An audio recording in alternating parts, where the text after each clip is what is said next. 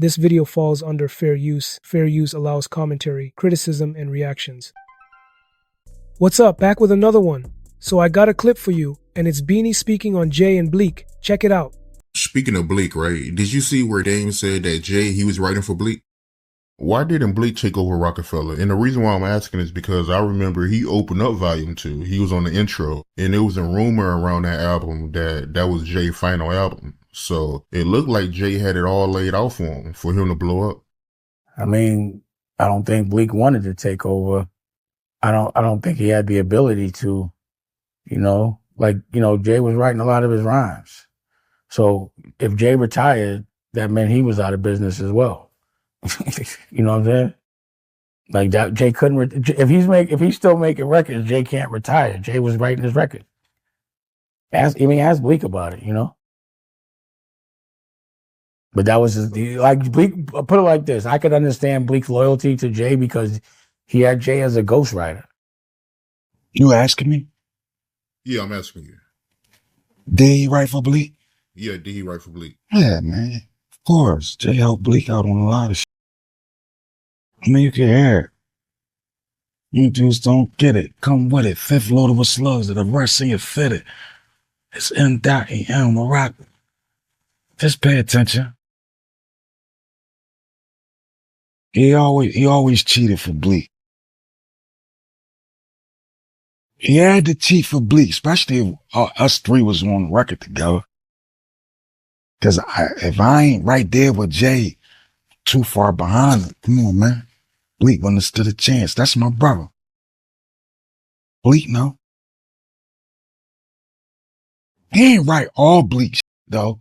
We ain't gonna do that, though. They ain't making it like he wrote all Bleek shit, cause that's a lie. He ain't write all Bleek shit. He wrote enough, though. Especially with records when it was me, Jay, and Bleek. He had to keep up, but yeah. Did I actually witness it or see it? No. No, I ain't never see him sit down and like, yo, you gotta say it like this. But you knew. I knew. So how does that work? Cause Jay, he don't write. I don't know. I just know it was like, I don't know how he did it.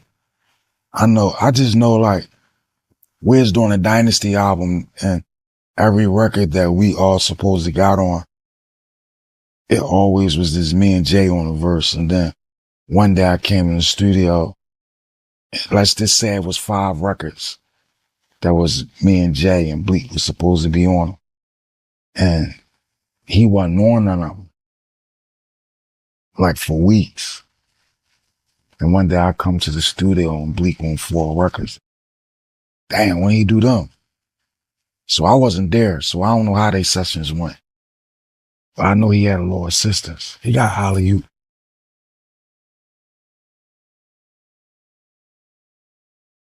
Bleek over there running Duce.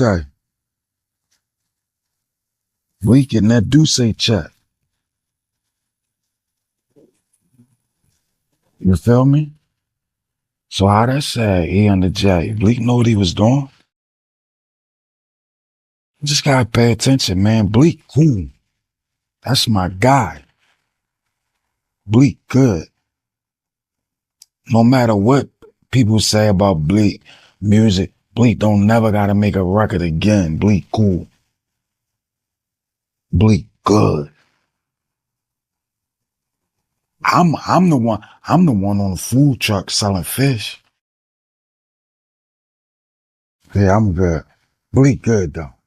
That's my brother, M.E.'s. In this emotional and revealing clip, Beanie opens up about the inner workings of the Roc and the complex dynamics between Jay, Bleek, and himself, painting a picture of loyalty, missed opportunity, and quiet frustration. Beanie reflects on how Jay was not just a mentor to Bleek, but often the pen behind his verses, suggesting that Bleek's career was heavily supported, if not partially carried, by Jay's writing. While Beanie acknowledges that Jay didn't write everything for Bleek, he makes it clear that Jay provided significant help, especially on group tracks where Beanie felt Bleek had to be cheated for just to keep up lyrically.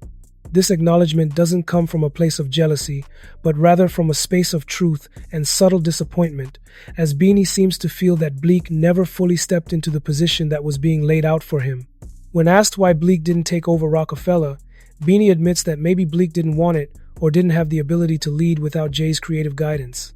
He draws attention to the fact that if Jay had truly retired, Bleek's musical future might have collapsed along with it, since so much of his sound and strength depended on Jay's input.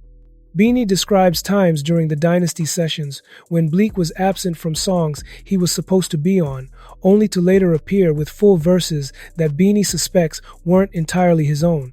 Yet through all this, Beanie speaks on Bleek with love and respect, calling him his brother, insisting that Bleek is good regardless of what people think about his music, and even admitting that Bleek is better off than him in some ways.